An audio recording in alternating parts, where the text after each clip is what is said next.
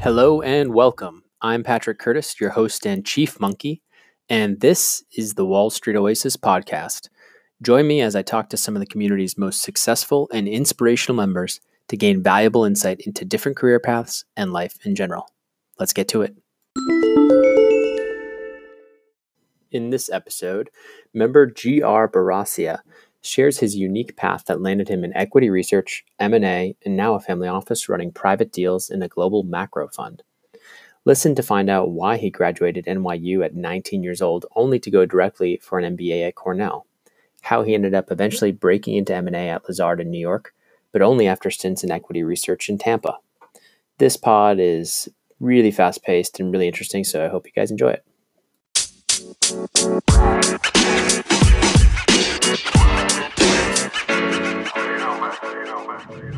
Gregory, thank you so much for joining the Wall Street Oasis podcast.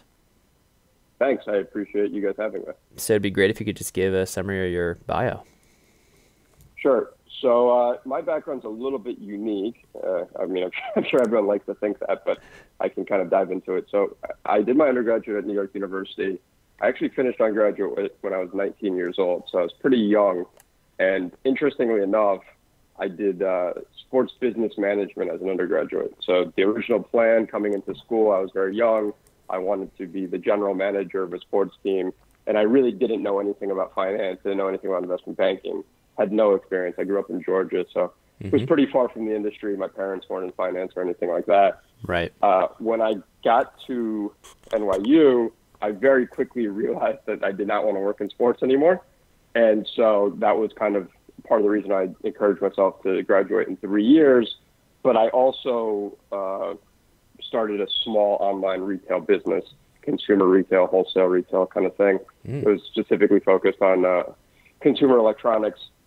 And the business did well enough where I was able to make some money, obviously not retire off of it.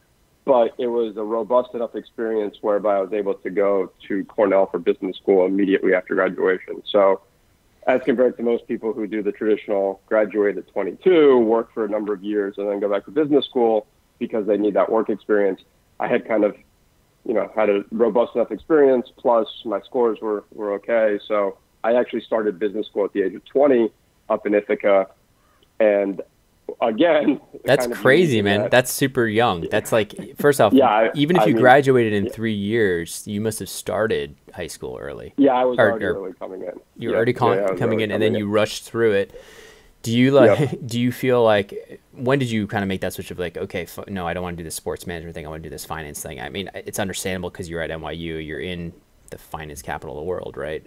But tell me, was it just No, it was actually the exact opposite of that thought process. So what happened was, it wasn't like a pull towards finance. It was a push away from sports management. Got it. My father was a general management guy, had studied at Cornell, had studied at Harvard, and he had always encouraged me just to go to an Ivy League school.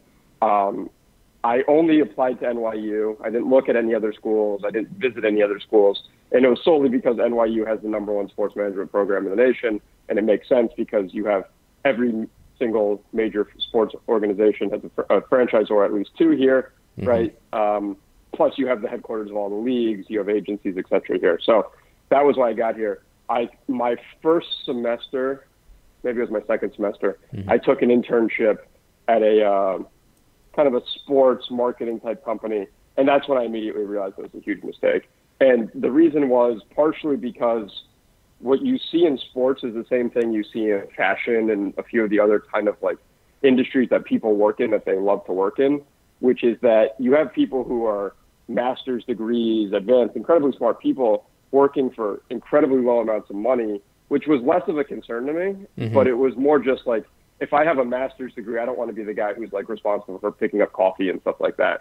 And so because you had so many people who would love to work for, the New York Yankees or love to work for the NFL, they were kind of lowering themselves to do a task that was, in my opinion, beneath them intellectually. Yep. And so that was when I started looking at other options. And it wasn't even that I wanted to do finance.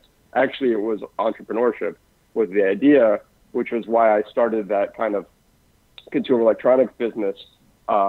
And I still, at that point in time, had no idea about finance and had no idea about banking or investments or anything. So this was freshman year you started this business. So it makes sense. Like you went there, you say, hey, so many people want to getting into this, sports management thing. Everyone's like, I get it. So you're like, this makes no sense. Like everyone's just dying to get in here. It's, if you look at it as like a market or a stock, it was way overbought. Exactly.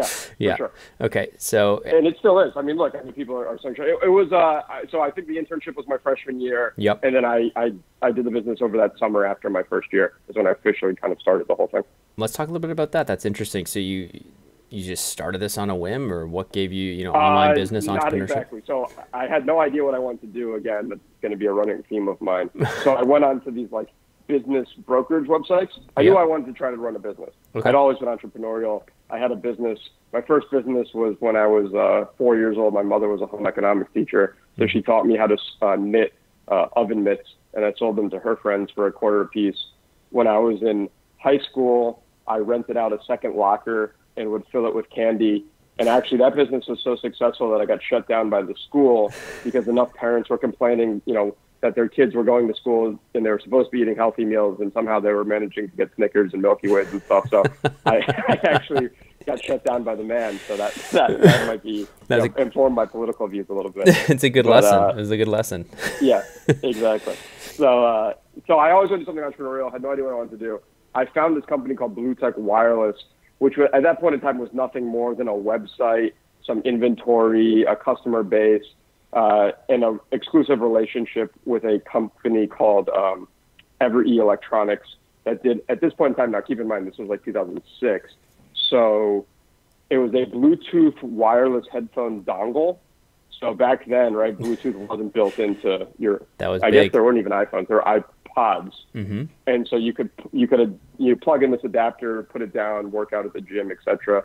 And so the guy was essentially, he was running it as a second business. He was selling it for effectively less than the amount of inventory he had. And then on top of that, it came with the website and this and that. So I figured, all right, well, this at least gives me a little bit of a fast track to being a business owner. So I kind of, it was a very, very small amount of money. And so I was able to just get it from some of my savings and then a couple of bucks from my parents. Would you and was spend able to purchase it and do it. 10 grand, 20 grand, something like that? Oh, it was not even that. It was like $5 grand. $5 grand. $5 grand and then some $5 grand. And then I think there was some legal stuff. I think all in it was like $6,000. So was that basically, were you able to kind of get rid of the inventory profitably? And, yeah. Actually, it wound up going pretty well. I mean, so one of the things that I realized was we had this product. Again, if you think about a wireless headphone, mm-hmm. and now at this point in time, it's very easy to think of, but this was almost 15 years ago. Mm-hmm. And so everyone was thinking, all right, well, originally I was thinking, okay, I should go to athletic people who like to work out. And yeah, they were a good customer base, but I actually got a lot more sales from nursing homes. And mm-hmm. what you would have is these couples, beautiful couple, have been married 45 years. Everything is great. They're in the assisted living community together. But they would get into these massive fights. And I saw this everywhere. It wasn't just one or two times. And the fight inevitably would always be over how loud the television should be. And then you would have to have these people come in and blah, blah, blah. So I said, look, like you can have a few of these lying around in your kind of television rooms or whatever, and allow your I guess residents is what they called them to use them. So I built the business to a point where, I made a few bucks. It was never anything massive. Yeah. And then ultimately, when I got accepted into Cornell, I had a very short turnaround time to decide whether or not I wanted to try to go through a sale process or effectively just liquidate the inventory. Mm-hmm. I chose the latter. But it really was kind of, at that point in time, I still was very unsophisticated. I mean, I'm still quite unsophisticated in general, but about pretty much everything. And it was a very unique opportunity to learn about business from like the absolute grassroots. It was really like thinking about a business on its smallest scale, which I think actually ultimately helped me a lot, and it continues to inform some of the decisions I've made to this day. Okay, that's fair. So you're basically, but you're going to get your MBA at 19 years old or 20. It's. I was 20. Yeah. 20 at that point. Yeah. So it's super young. Did you ever feel like, hey, maybe I should? Did you feel like that was enough experience, that running that business was enough? Did you ever feel like, hey, maybe I should go work for a little bit first? How did you, what was the thought process? I didn't have time to think that, but I will tell you right now, going to get my MBA was a horrible decision at that point in time. So I'll be the first one to admit it wasn't a great move. Why do you think, tell everyone, in retrospect? Yeah. So the reason I say it is that business school in my experience, is essentially a vocational program. It's 2 years, but if you think about it, from your first class in the fall to your last class in the spring, it's only 18 months. And on top of that, say you want to get into investment banking, the recruiting window starts like the first December you're there, because they have to get the internships, and then that pretty much sets you off. So that's really like a 2 or 3 month window. And so the way I would describe it to anyone is that, look, if you go to a top business school and say what you want about Cornell, I still think it's a pretty good program. Mm-hmm. But and you know what you want to do going in, I would say 99, maybe not 99, but 90% of the time you'll achieve it to some level of success, right? If you go in and you say, I want to work in investment banking, maybe you won't come out and wind up at Lazard or Goldman, but you'll get an investment banking job. If you say, I want to start a business, or I want to do marketing, or this and that. The problem I had was exactly the same issue I had, and why I wound up there was I had no idea what I wanted to do, because I had no idea what any of those things were. I still remember to this day, like, JP Morgan came on campus for an informational, I want to say 2 or 3 weeks in, and I had no idea what JP Morgan even did. Yeah. And I mean, that's not me being hyperbolic. Like, I just literally, I had heard the name, obviously, but I didn't know what investment banking was. I didn't know what consulting was. So I was still under this idea, and we picked concentrations.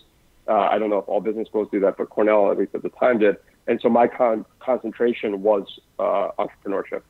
And that was actually the reason why I chose Cornell. I had a few other schools, both for MBA and then also for kind of like Masters of Finance type programs. Right. But Cornell was a smaller school. It's only 200. It's the smallest Ivy League school, so only 200 students per class. Mm-hmm. And then they have like an entrepreneurship concentration, which I was able to be a part of. But up until then, I still had no idea about finance. Got it. So you get it. But then, so you ended up going to Lazard, right? So how did that whole thing happen? Was okay. So yeah. So my summer internship was essentially some guy who had started a biotech company based out of Virginia called Ceres Nanosciences. Just needed someone to help him. And I wasn't getting paid or anything like that. Yep. And essentially what he was doing was I didn't even really realize it, or wasn't really cognizant of what was going on. But he was trying to raise a second round of funding. He was raising about $5 million. Mm-hmm. And I guess, he had done a kind of a seed round. And so maybe this would now be considered a Series A round, whatever. Right. But I had kind of started taking some of the tools I had done in school and put together a financial model and put together investor presentation materials and thought about what's this business worth. And I still didn't truly understand what I was doing, but it kind of clicked. And I was like, wow, that's pretty interesting. Like, I kind of am now looking at this business from a perspective. And keep in mind, part of the other thing was, having done that entrepreneurship concentration, I didn't take any finance courses. There was an introductory finance course that everyone was required to take. Yeah. But at least at Cornell, the business school was, other than your first semester, it's very open in terms of what classes you can take. Right. And obviously, as an undergraduate, I didn't take any finance courses. So up until this point in time, I had taken one introductory finance course. And so I really had no idea what anything was. And I just found it pretty interesting. I came back that second year and was like, all right, well, now that I've kind of learned a little bit, I understand the opportunities that investment banking could afford someone. Let me try to get into investment banking. And it was this is late, disaster. Though. But this is it doesn't surprise you. Said it's a complete disaster. It doesn't surprise me. Yeah. It sounds like, because you're coming into second year with like an internship for helping some startup guy trying to raise second fund. You have no banking experience. You have no finance. So how did you actually end up pulling this off? So the story gets even stranger. So I still, like at that point in time, I was just focusing on trying to find jobs. Right. So I did a couple of things. My number one priority was educating myself, which is something that I try to encourage. So even to this day now, even when I was at Lazard, everything, I am sure that I read one book every week. Now, obviously at Lazard, that was harder. But I think that I've learned more and positioned myself better because of just my ability to learn and read on my own. The second thing I've always done is I've always tried to be like as proactive in that process as possible. So I'll tell a couple of stories. So the first one was, even when I came back to Cornell, I kind of had heard about investment banking, but I'd also heard about this thing called private equity or this thing called venture capital. And I still didn't completely understand what any of that meant. But I did know that, I had kind of had the small business experience. I was pretty good with numbers. I was a somewhat smart person. So I wanted to learn more about it. So in about February, I emailed, as I still remember the number, 621 of the top VCs in Silicon Valley. So this was Sequoia, this was Kleiner Perkins, and this was completely random, not even any Cornell connections anyway. Yeah. And I literally just said, look, like, I'm going to be in San Francisco, and our spring break was like March, whatever it was, 13th to 17th, whatever 5-day period. Mm-hmm. And I said, I'm going to be in San Francisco, would love 15 minutes to have a coffee and just chat and learn about what you do. That was literally all I said. Yep. Yeah. So of the 600 people, as you would expect, about 10% of them get back to you. Mm-hmm. So right then you're getting 60 responses. About half of them are polite, but obviously say no. But I wound up setting up 25 meetings. And right. What was funny about that was, if you remember the timeline, I was still only 20 years old, so I couldn't rent a car. So my mother actually had to fly out to San Francisco and meet me at the airport. And we rented a car. And so every morning I put my suit on. I had 5 meetings a day. We drive to, and they were all on Sand Hill Road, right? So that's what's even funnier about it. So we would drive to one meeting. She would sit in the car for half an hour, read a book. Then I'd get back in. She'd drive down the road to the next meeting. She'd sit in the car for half an hour, and then I'd go from there. And I would say, I was trying to get two things out of it. Most people say, oh, you want to get a job. But I didn't even know enough to want to get a job. To be honest with you, I was completely naive. I literally just wanted to know what these people were doing and like understand what it was that they did. Did you gain that in that week? That week you spent there with your mother chauffeuring you around, did you actually gain that knowledge? Did you feel like those meetings were helpful? I would say I went from like a 0 to a 5.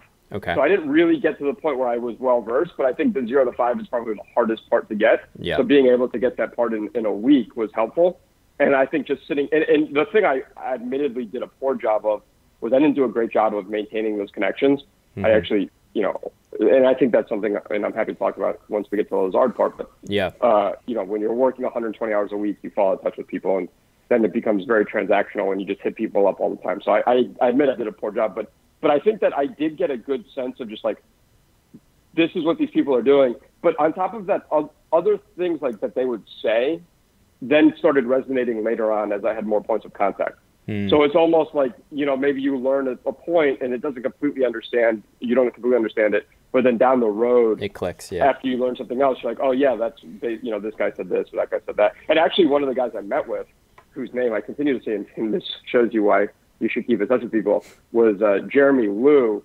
And the only reason I even remember his name is because I was reading an article about the guy who made the first investment in Snapchat. And that was Jeremy Liu. So there's a few other guys, at all these big funds, and a few of them are quite influential people now. So it was a unique experience, and I think that's one of the things that I've always been comfortable with, is just kind of putting myself out there, and being willing to be the dumbest guy has never really concerned me. So you still haven't told me how you actually made it into Lazard. Because that's not an easy, not an easy jump, right? Like, so you spend your spring break. This is the second year now. Yeah, that was my last ever spring break. And so you have no job lined up at this point for after. No job. I have nothing. So it gets better. So I have nothing. I graduate. Still no job lined up. I've got a buddy of mine who lives down in D.C.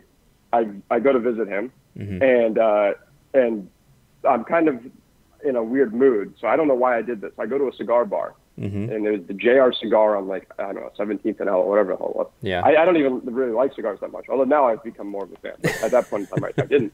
And I'm sitting there, and I've got nothing to do all day. Mm-hmm. And I start chatting with this guy, and he happens to be the CEO of an investment. Look, I mean, I'll kind of romanticize it a little bit. I chatted with one guy who then introduced me to this other guy who happens to be the CEO of a project finance-based investment bank in D.C. So they were specifically doing like energy finance, multinational type, coal projects in Nigeria, solar panel plants in the Dominican, that kind of thing. Yep. And I explained to him pretty much the exact same story I just told you. And I said, this is where I am. He said, look, I can't really hire you, but I like you. I think you're a smart guy. If you're interested I can pay you a stipend enough to where you can cover your living expenses. And you can work here pretty much as long as you want. It'll allow you to have something on your resume. You'll get some experience. And then I'm happy to be a reference, whatever, if it goes well. And I said, sure, done. Let's do it. So I moved down to D.C. This is right when you graduate. This is right after you graduate? Sorry, right after you graduate? Yeah, right after I graduated. Okay. I think I met with my buddy the weekend of graduation. Oh my gosh. And then I wound up moving down like 2 weeks later or something. That's it was all nuts. right then. And the thing that was weird about it was, and I understand why now, and maybe this is helpful for people, who are, and I'm happy to talk about this in depth, but I understand why. I guess I'll take a step back. So for me, I thought it would have been very easy to get a job, right? Because if you think about it, I was 22 years old, the same age as someone coming out of undergraduate, and I was looking for analyst level roles, right? I wasn't going for MBA level positions. I kind of knew I was a young guy. But the issue was that, as I'm sure you know, as I'm sure, whoever is listening to this may be able to understand, the traditional banking hiring systems are very regimented. Yeah. So they know who their next analyst class is, and they know who the intern class is, which leads to the analyst class, and they know who they soft circles from the sophomore year, right? So just breaking in, any kind of red flag is a negative. And the one thing I'll say, and hopefully this isn't too inflammatory, is in general, whether you're a hiring person, whether you're an HR person, or whether you're a headhunter, whether you're a recruiter, I've never in my life gotten a job from any of those people because in my experience, their job is to fill a position as efficiently as possible. Right. And that means as little red flag risk as possible. So they're not actually looking for the best candidate. I can give you a million reasons why I'm a better potential, growth equity investor than someone else, but I would never be put up for that job because my background isn't the traditional, Princeton, 2 years at Goldman, 2 years at KKR, back to Harvard Business School and then back out. So everything I've ever had to do has been some combination of, me figuring my way out and just kind of networking. So anyway, I met this guy, wound up down in DC, was there for about 6 months. My mother was having dinner, and she's in Atlanta, Georgia. Yep. And somehow met some guy at Raymond James. And I don't know, she's more of a networker than I am even. And so somehow gets this guy's contact information, encourages me to reach out to him. Next thing you know, I have a round of interviews with Raymond James's equity research group. Now, keep in mind, I have no idea about what equity research is because I can barely understand what an equity is. And somehow I managed to get through that. So my first ever quote unquote real job was in November after I had graduated in May. So I was in DC for about 6 months. And then I went down to Tampa, Florida, and took a job in equity research in the real estate group there. And at that point in time, the only reason I picked Tampa's in real estate was because my brother was at the University of Tampa. I had no interest in real estate either way, but I just wanted to be close to my younger brother. Cool. And so I was there. God, I'm starting to sound like the Forrest Gump of something. But anyway, so I... No, this is great. This is interesting. So you're down in Tampa. You're having a good time with your brother. Yep, exactly. And that was when things started to slowly click. I started realizing that equity research was great. It was great to have kind of a bank on my resume. But the way I describe it to people I always say if I can describe something to my mother, then that means I can explain it to anyone, is that, if investment bankers are the ones out there making the news, the equity research guys are just the ones reporting the news. So, we would do all the earnings reports and this and the other. And keep in mind, in real estate for the public REITs, those are very slow moving guys, right? They'll buy a building, they'll issue equity. So it was a very boring job in the sense that not a lot was happening, and not boring in the sense that I didn't like it, but I just thought it was very slow moving. So I immediately started thinking to myself, all right, well, how can I get into investment banking? Yeah, faster pace. Which I kind of always been percolating since I'd come back from that internship, I guess. And it also, in DC, I kind of was technically working in investment banking. I worked on a solar panel deal. I worked on a few other things which were starting to be more modeling intensive, et cetera. Right. And so I just reached out. I sent an email to an MD at Lazard and said, hey, this is my background. Would love to learn more. And he said, okay. And he got on the phone. Just Lazard? Meaning you just reached out to Lazard, or you reached out to 20 or 30 or how many? So I reached out to a few. I will say it was interesting because I reached out to pretty much anyone that would talk to me. So I did that through alumni. I did that through connections. Some of it was just cold. In terms of people that I actually wound up having kind of phone interviews with, I think it was Moelis. I think it was obviously Lazard, and then I think there was a JP Morgan in there. And most of them. Yep. Yes, go ahead. I was just going to say, is this mostly from alum from Cornell, from your MBA, or was NYU, or was it a mix? Like the people. It was a complete mix. Yeah. It was literally just like I would log on to the alumni directories and just find anyone. Yeah. And then I would like also just search online or LinkedIn, whatever. Anyone who I had a connection with, I would just put that in the subject line. So like if it was an NYU graduate, I'd put like NYU alum looking for career advice. If it was, and the thing I always have found, which is helpful, is I've never actually asked for anything. I always just say looking for career advice. People generally enjoy talking about themselves, as I'm sure you know doing this podcast. And so if you can get someone on the phone with the idea of like, hey, like I just want to learn more for 15, 20 minutes, they're a lot more receptive to that. And then if they understand what you're doing. And then, the other thing I've kind of learned over time is having a tangible ask. So it's not just like, how can you help me? It's like, hey, I'm looking for X, Y, and Z. Because I think people generally are good-hearted. It's just that they do want to, they want to be able to help it in an efficient way. So what was your tangible ask? Just like, is there anyone else that I could speak with? Is that So this one was because I always thought that was kind of a cop out, to be honest with you. Okay. Is there anyone else? Yeah. So mine was very simple. Mine was just, I'd like career advice. I would talk to them about it. I'd say, look, this is what I'm looking to do. And then I'd say, I'm looking to be in investment banking. I have this experience. I've done this, that, the other. And then I wouldn't say is there anyone to talk to. It was a similar point. I would be like, are you guys interested in, or like, are you guys looking for people? If so, who should I speak with? If not, could you just keep me on top of mind? Because again, there's a timing discrepancy, but here's where you could actually use that to your advantage. Like the chances of you getting someone right when they're in the middle of looking for someone are very small. But if you can preempt it, as long as you're in their mind before they get, you know what I mean? Like it doesn't have to be timed perfectly. So that was kind of like, I made it very clear to them that I was looking for a job and that if anything came up to keep me in mind. And that was effectively it. Yeah, I mean, smart. And do you feel like it didn't take long after that, or did it take a few months, or when? No, it took a year. It took a year. And part of that was like, look, I mean, I had an interview with Moelis that went absolutely shit. I had no idea what to expect. What happened? I'm happy I had that one. You got grilled on technicals or what? Yeah, it was like, it wound up being technical. And like they asked me about, some of the companies I was covering, this with the other.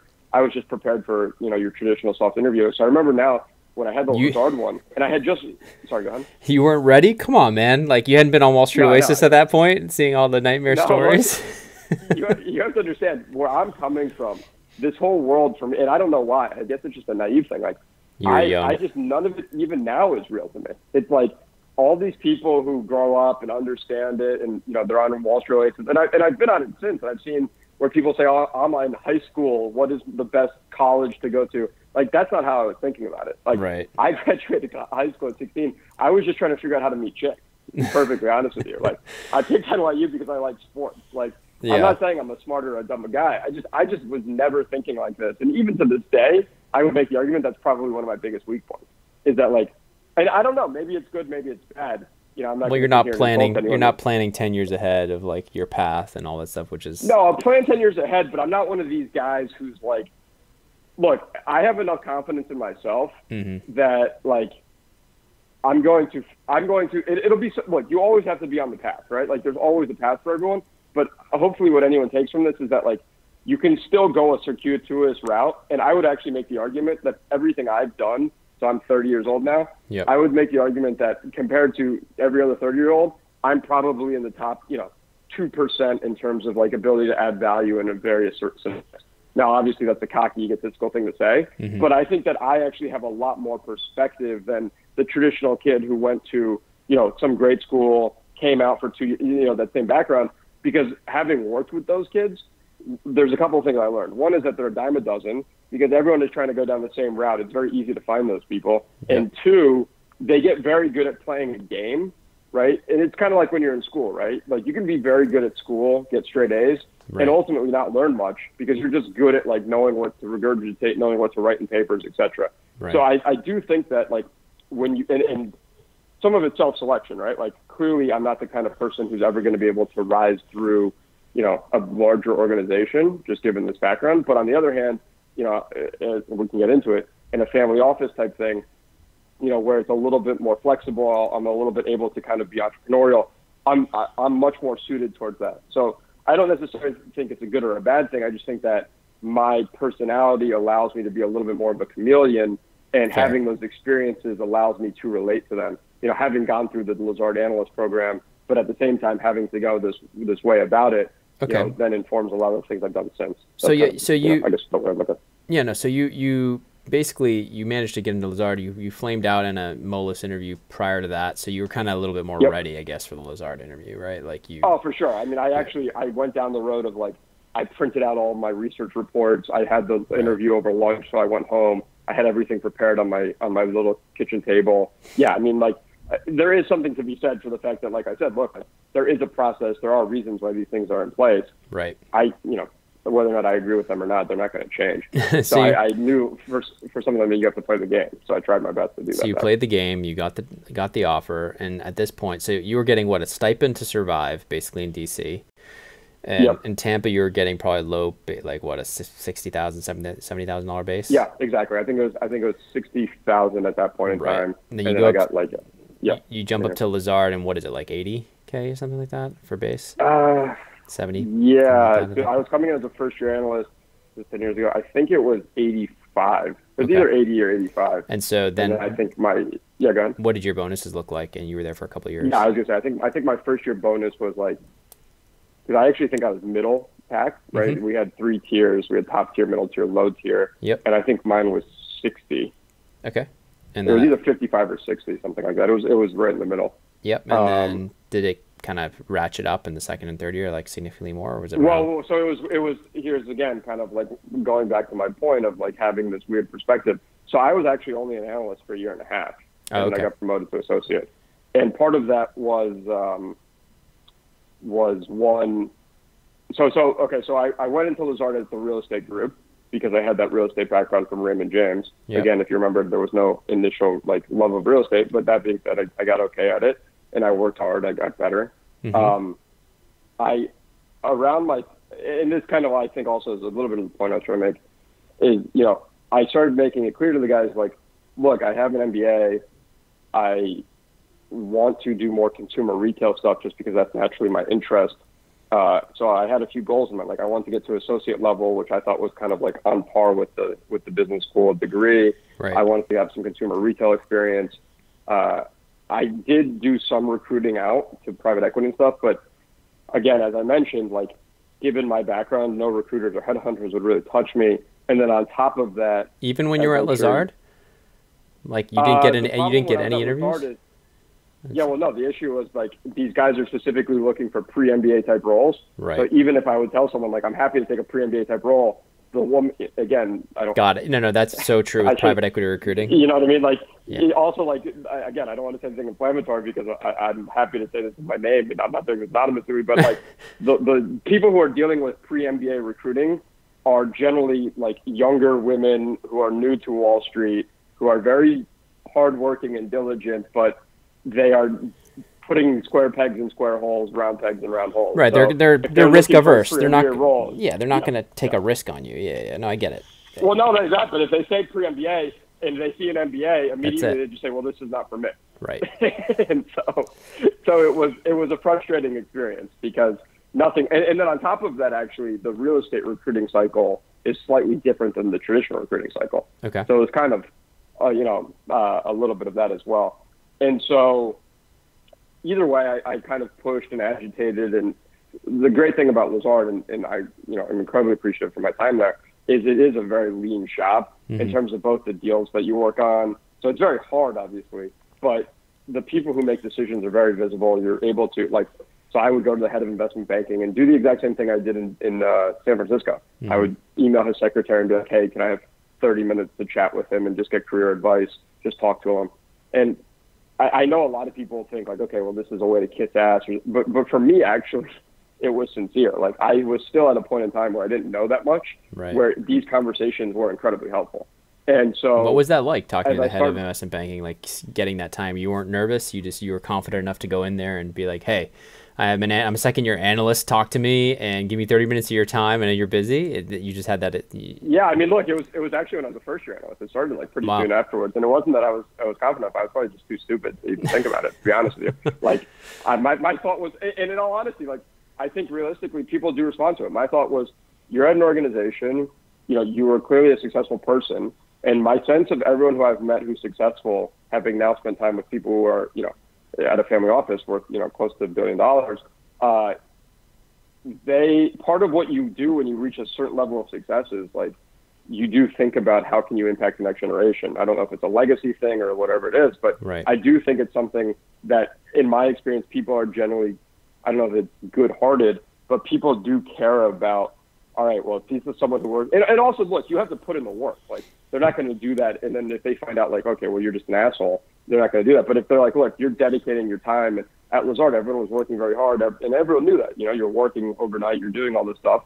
And like 90 plus hour weeks or something, and 90, 100-hour weeks? Yeah, I would say, I mean, look, as an analyst, at least, yeah. I mean, there were weeks, I would say on average, I've tried to do this before. Yeah. It was something where it was like every week, or every year for a certain number of years, I was in on Thanksgiving, Christmas, Christmas Eve, New Year's Eve, New Year's Day. It was like on average, I think it was like 75, 80 hours a week. Mm-hmm. But then like it would ratchet obviously between, I think a light week would be 60 and then a busy week would be somewhere over 100. Yeah. Just because again, you're looking at deal teams where like, so ultimately I'll kind of skip ahead a little bit. When I was on the Burger King Tim Hortons deal, mm-hmm. Where we were the sole buy-side advisor to Burger King when they were acquiring Tim Hortons, and that was with 3G, our deal team on kind of the more junior side was me as the associate. I had one analyst below me, and I had one VP above me, and that was essentially the deal team. Now we had an MD who kind of would like interface with the client, but in terms of like doing the work and everything, it was just the three of us. So, you know, it's the good and the bad, right? You work very hard, and I think that's part of the reason why over that 2.5-year time period, I was able to learn so much because it's like to the gym, right? If you go into the gym and you sit on the treadmill for 2 minutes, you're not going to get in shape. Mm-hmm. But if you really work hard, it's probably a little bit more unpleasant. But at the same time, you're able to get much more progress and get much better at things quicker. Sure. So I think you're there. So you're there for a couple of years. Did you feel like, you know, once you got the promote to associate, I know you said you'd kind of dabbled and thought of and potentially tried to do a little bit of private equity recruiting. Was this something where you were like, hey, I just need to change a pace? Is it too much where you're getting burnt out after two plus years? Or was it something where you're like... it was a little bit different. Yeah, so I would say part of the reason I brought up the business was I started kind of, look, I think for a long time I've always had this like thesis in my mind. Mm-hmm. And again, I don't necessarily know if I was smart enough to articulate it properly, but this is how it manifested itself, mm-hmm. which was that there's this massive inefficiency in the lower market. And I'm still convinced it exists, and I can explain to you why it exists or not, but there's a number of reasons why.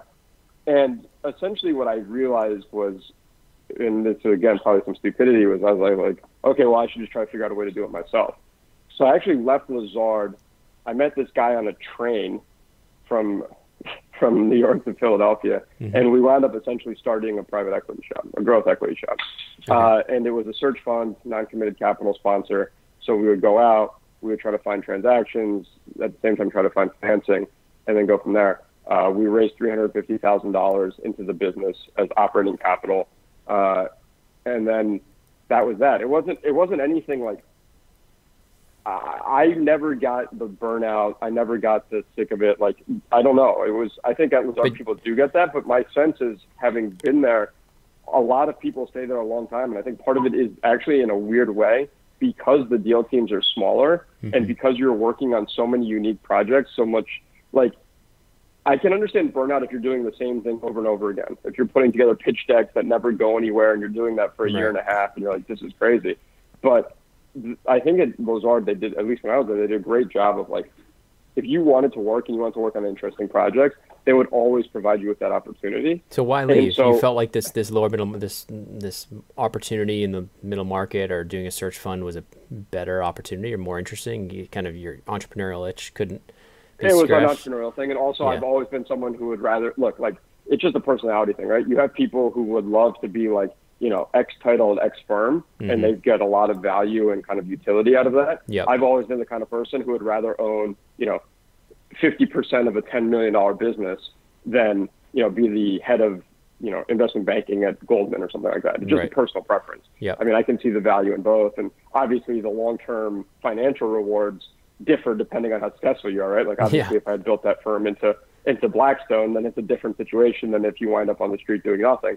But I've always just been more willing to take that risk. So what happened with this search fund? So you raised 350. Did you guys end up finding a company? Yeah, so it was very interesting, actually. So we worked on a number of deals. We essentially operated as a merchant bank. So we did everything from advisory, capital raise advisory, business consulting stuff. We were affiliated with a broker dealer, so we could do, all the traditional stuff, the Series 7. I had to do all that, 7, 63, et cetera. Mm-hmm. And so we were able to get some good fee revenue from working with clients on a couple of different deals, some startups that needed funding that we weren't able to invest in, some larger buyouts. Keep in mind, it's a startup, so you're pretty much doing anything you can to make money. Right. And then we were also able to get a couple of transactions that ultimately closed. One was a $5 million publishing deal, which took a little while, but got there. And then what was else? We worked on a large oil and gas transaction, which we were able to get a significant portion of the capital. Couldn't close that one. And then we got a food and beverage deal done. But then where are you even sourcing? Where are you sourcing these? Like, how are you? What was the? Oh, I mean, I would I would do a couple of things. So there would be like all these business brokers and all these people out there that I would just send random, cold email those people. Mm-hmm. Some of them, there's one. This one I don't want to name, but there was one where she's wound up becoming incredibly successful. Mm-hmm. There's a food and beverage concept. I just walked into the restaurant or the store, I guess is how you would call it. And I just started talking to her. And I said, hey, I think that this can grow and become a multi-million-dollar type business. And we spent a lot of time working with her, giving some consulting advice. We wound up not being able to consummate a transaction more on the capital side than on the business side. Mm-hmm. And, to her credit, she's gone on and become very successful with it. Interesting. So it was everything. I mean, it was literally just networking. There was a similar one that was like a fashion company that had a similar outcome. Yep. Where I met the guy and I think last year he did $16 million in revenue. And when I first met him, he had done like 250,000 or something like that. So not bad. It was literally just this kind of like, it goes back to what I'm saying. Like there's a huge inefficiency in this market, partially because people don't realize what they have. And they're unsophisticated, not because they're unintelligent, but just because, like, if you're a really good fashion designer, you've never really studied finance before. Right. So there's a natural synergy between someone who understands that and someone who can help think through growing a business and people who have, and obviously fashion is just one example, but I was specifically focusing on operating businesses with sub $10 million in revenue at the time that I would start working with them. Right. Interesting. And so you did that for a few years. Why change? It sounded like you were getting a lot of different interesting kind of mandates and stuff like that. And so. Yeah. So what happened was, as a part of that, I met this family office. It's two families, mm-hmm. or two high net worth individuals, mm-hmm. both who came from the public space, one public equities, one more public debt, global macro type stuff. And I met them actually a year before I officially joined them. And it was part of that capital raise thing. And they said, look, what you're doing is interesting. You're running around chasing your tail looking for capital. We're sitting on, a significant amount of capital. Mm-hmm. And at the same time, we would be interested in maybe doing more private stuff. And then also we have this kind of like global macro fund that we're looking at building out a little bit more. You can kind of wear a few different hats. That seems to suit you. And I said, yeah, I think, look, let me see how it goes. Over the next year, we got to a point where investors were able to get made whole with a small return, able to kind of like finish up the, that publishing deal which wound up closing. Mm-hmm. We were able to kind of like structure it in such a way that everyone was happy. And then I joined them full time about 2 years ago. And has it been enough variety for you now that you've been there for a couple of years? Do you feel like you're still interested? Because I feel like for you, just talking to you in this short time we've been talking, it seems like your brain moves fast, your words move fast. So the question is, can you stay in the seat for too long before you get bored? Because your brain, when you're bright and when you're sharp and you're like always looking at the next opportunity and always, I get it. It's not my personality, but I've met people like that. So the question is, do you feel like you're fully utilizing like your full mental capacity in this role, or do you? Yeah, You know what I mean? It's funny. Okay, yeah. So look, I completely agree with you, and I need to work on speaking more slowly. No, I like it. We're getting a lot of information in a short amount of time. Yeah. Exactly. This is good. It's like I always tell people, it's not that I'm speaking fast; it's that they're listening slow. So, Exactly. But no, so I would answer your question in a couple of different ways. So it's very unique in the family office world. It's incredibly unique, and that's probably a whole other podcast in of itself.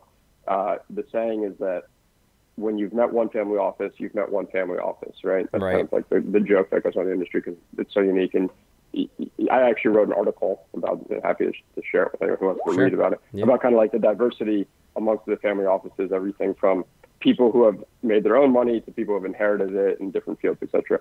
I'm very fortunate to be in a situation where it's two men, or not, has nothing to do with them being men. I have to be careful with that, but two people who have made their own money in finance. So if you look at the spectrum of people who are the most sophisticated to the least sophisticated, generally as it relates to finance, people who've made their own money are more sophisticated than, the fifth generation. And in terms of financial products, someone who's made their money in the hedge fund world probably knows more about finance than some guy who sold his, trucking company. So from that perspective, these are kind of like the upper right quadrant in terms of sophistication. Yeah. And on top of that, it's two guys. There's one guy who runs their like more public hedge fund type stuff. And then there's me. So there's literally just like the four of us. And, we have a chief operating officer, we have a kind of administrative guy, and we have a pretty robust back office group. But on the investment side, it's four people. It's basically it's basically the two people who have the money, right? Who have the capital. Exactly. And then you're running the private side where you're doing more like the private deals. How are you putting, how much money do you have actually put to work if you wanted to? If you found the right deal, it doesn't matter. So that's a good question. So I started off being the guy who was doing the private side, and now I'm more the guy who does the global macro stuff, partially because what I was going to say after saying all the good things about them is that the one thing about people that I've realized is generally if you've made a lot of money doing something in your career, and this makes perfect sense, you're very hesitant to change doing that, regardless of how much money you have. So we were working on one deal, and as is the nature of private transactions, it was taking, I think it was taking 13, 14 months. There's renegotiations, there's retrades, there's blah, blah, blah. And they're sitting there thinking like, we're used to the world where you can be in and out of a position of multi-hundreds of millions of dollars in, a day. Right. Why am I spending all this brain power and time worrying about a $10 million investment? Right. So what has wound up happening is there has been some kind of like constant calibration with, originally the idea was, all right, maybe we'll put together a $35 million fund, and it's kind of evolved now to more of an ad hoc basis. So getting back to your original question about, is this enough? The advantage that I have as compared to someone who's just sitting in a global macro seat is because it's just such a small group, because getting back to that point, like I do believe people are generally good-hearted, and to be, I'm not just saying this because they're my bosses, like these are two of the nicest people I've ever met and worked for in my life. Like you would never know that they've achieved significant success. They're just very down-to-earth, nice people. They're very open and willing to support and be sounding boards for a lot of different things. So I do spend most of my time now, or more of my time now, on the global macro fund, but I've, they put a seed investment into a consumer goods company because they know I'm interested in that space that I'm starting to build out. We've had some discussions about a fintech startup that an old colleague of mine from Lazard is starting, that he and I have been kicking around the idea for a while. And obviously, given their expertise, they'd be very valuable just as advisors, let alone as capital providers. And then a couple of other things that we've talked about. And so I'm very fortunate to be in a position where I kind of get a little bit of the best of both worlds. Talk to me about the global macro fund. So you're spending more of your time doing that. How did you even pick up enough knowledge to feel confident enough to run that much money? I just on the fly. On the fly, you're like, I can't believe I'm trading this much. But like, what types of? What's so funny about that is actually, and these guys kind of joke about it. Like, and I still tell them, like, we'll be talking about convexity, and one of these guys was like, one of the top fixed income traders on Wall Street for 20 years, like very well known guy. And so, we'll be talking about convexity and duration, and I'll say something that he probably learned as a second grader. And I'll just be like, all right, guys, I want everyone to realize I understand that concept now. I'll kind of like bust my own ass a little bit. But yeah, I mean, look, like I did spend a lot of time when I first got there. I said, do you have any books you can recommend? And I read the 15 books he gave me. Right. Everything from like how to trade municipal. I mean, we've done everything from municipal securities to corporates, governments, different derivatives, futures, stuff that I had absolutely It's just really cool because you've done everything from like the advisory side to the private smaller deal side, the lower middle market, to now doing a little bit of that, but also now all of a sudden global macro, like your global macro PM, basically. I mean, exactly. And that kind of gets back to what I was saying. I mean, I kind of realize now when I said that, if you took any third-year-old that I'd be in the top 2% of them, I realize now that sounds like kind of an asshole thing to say. No, but I mean, what I kind of meant by that was that exactly that point. I've looked at a lot of different things, and maybe I'm not an expert in any of them, but I at least feel facile enough in almost all of them that I could have a role and add some value there. Why did they hire you? Why did they hire you? Was it because they liked how you were sourcing the private deals and then they thought, hey, this kid's sharp? But then why would they even give you like the keys to the global macro thing? Was it because you're coming up with good ideas? Was it because after reading that book you impressed them? Tell me how you got that trust. I think it was a transition thing. Yeah. And I mean, look, like it's still not like I'm at the end of the day, I'm definitely not like a portfolio manager. Like anything that I come up with still goes through these guys. And that's just how it was for everything. And even on the equity side, I'm obviously not involved there, but my sense is it's a very collaborative environment. So it's not like I can just go rogue one day. Right. But I will say that, the gentleman for whom I work, he either truly believes in me or at least does a good enough job pretending that when I do come up with ideas or I do analysis that, we actually sit and discuss it. And I think that was just over time.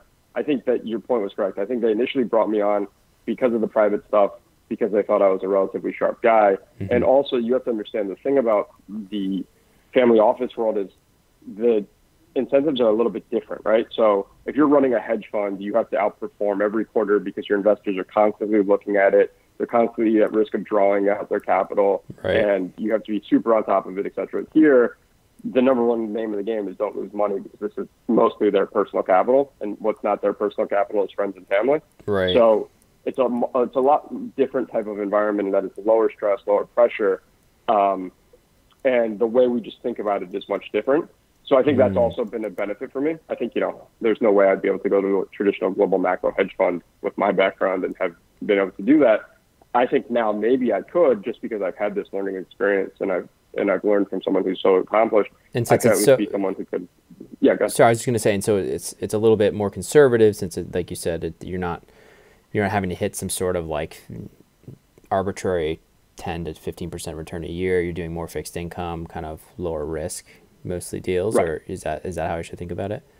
No, so we're effectively we have like this internal benchmark that we hold ourselves to, and we think about, and even that was an analysis that we did. Like a lot of it's in a weird way. Like I don't want to sound like someone who's like plugging the CFA Institute, but if you go through that whole curriculum, a lot of it is very much focused on more like wealth management. But that's kind of how we went through looking at their portfolio. So it's like if you have X hundred millions of dollars and you want to allocate, $100 million of your personal money into this type of fund, what should the internal benchmark be? How should we think about it? So we ran all these analyses of like over 10-year periods, over 15-year periods, what has the highest Sharpe ratio? Is it a 60-40 portfolio? Is it a 50-30, 50-50? Is it 70-30, et cetera? Right. So what we came up with this internal benchmark of 70-30 equity debt. And then other than that, we pretty much can do anything on top of it, right? And we have set internal bounds where we're happy being up to 100% equity or down to 40% equity. So we'll give ourselves 70-30 plus or minus 30% on the equity side. So you have some flexibility depending on, got it. Yep, exactly. And then effectively on top of that, we can layer in futures positions, derivatives positions, et cetera. But again, the thing that you have to think about is like, look, if the equity market is up, whatever it is now, 24%, bonds or whatever. So like, let's just say like, for example, we end the year up 15%. Just for round numbers. Yep. And let's just say that you have $100 million of your personal money in, right? You just made $15 million. In order to make $15 million of carry off of a $100 million fund, right, you would have to outperform by whatever ridiculous number it is. So that kind of gets back to what I'm saying about, like, the math is just a little bit different. Yeah. Because, one, it's their own money, so they're the ultimate investors. And then, two, there's not that secondary layer of, like, you're not paying a third-party advisor. Yeah. And these guys also enjoy it, right? Like, this is an intellect. Like, at a certain point in time, I think when you have enough money, You just want to do things that are intellectually stimulating. So for all of us, and we actually, every day go out for lunch as a group, and we just sit and we talk about the markets, we talk about politics, we talk about everything. And I think that's something that's just enjoyable to continue to keep things sharp. And then we make our positions literally kind of like 3 to 5 year thematic type bets on countries, on that type of thing. And that's the way we think about it. It's really interesting, man. Sounds like an awesome job. I mean, look, I'm very fortunate. It's a unique situation. Yeah, I will say that, and I'm very fortunate, and the people who I work for are incredibly nice people. So what does the future hold for you? You feel like you're just going to be riding off into the sunset in this role? No, it's funny. What's your thoughts? Because you did key in on it. Like, I get very restless. Mm-hmm. So I've had this conversation with them, mm-hmm. which is that the downside of a family office is that there is no real upward mobility. Right. Mm-hmm. I mean, in a hedge fund, it grows and people take over and people run and blah, blah, blah. Right. Here, if these guys decide tomorrow to close up shop, that's kind of the end of it. Yep. And so it's not that they wouldn't necessarily be open towards, different ideas or, potentially putting together a portfolio that I can more independently run. Yeah. But I do think more of my background is on the private side, and it's just something that they're not as interested in doing. That being said, they have shown a willingness, like I said, to seed some of these little things, put money here, put money there. So yeah. I think for me, it's finding a way to use the infrastructure that I have, the relationships that I've developed, and then create something whereby I have a little bit more control and ownership over. Yeah. How that manifests itself, I don't know. And honestly, it's something I struggle with all the time because, if I was someone who was a little bit more content, and, this is kind of a personal growth thing I might have to work on. You're right. I could be in a very good position where for the next number of years, continuing to build out this book, taking on more responsibility, maybe mm-hmm. getting to a point where some of it is completely autonomous under me, showing off if I can get returns there. And it's a really attractive opportunity. Yeah. I do think the entrepreneurial itch is something that I'm constantly thinking about. And, it's still something that is in the back of my mind. How can I build a business? How can I build multiple businesses? Because even I tell these guys, like, look, they've made a lot of money and, yeah, they did it in hedge funds, they did it in finance. But at the end of the day, the reason they made a lot of money was because they were entrepreneurs, right? They started hedge funds. They started businesses where they went out and they raised capital. They had equity ownership of the fund itself.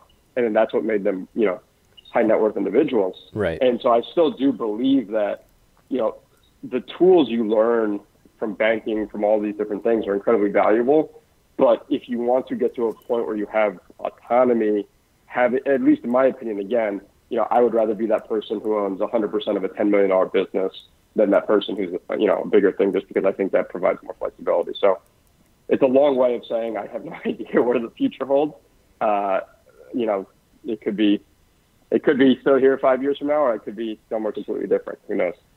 Interesting, man. Well, it sounds like whatever you choose, your future is very bright. So congratulations on all the crazy and interesting steps you've taken to get to where you are. No, it's been a lot, but it's an awesome story. It's an awesome winding road and very non-traditional. When I heard you say it's non-traditional, I kind of laughed because I'm like, I've heard almost everything. Yeah, I know. No, I told you. I mean, as soon as I said that, I was like, oh, I'm sure anyone who's willing to go on a podcast and talk about themselves thinks of themselves as somewhat special. So I figured I had to up the bar a little bit to cross that. Well, I appreciate that. I appreciate you upping the bar. No, a new bar has been set, but yeah. Thank you so much for taking the time. It's been really fun, Greg. Perfect. No, thank you very much. I enjoyed it and happy to continue or speak to whomever. Cool, man. And thanks to you, my listeners at Wall Street Oasis.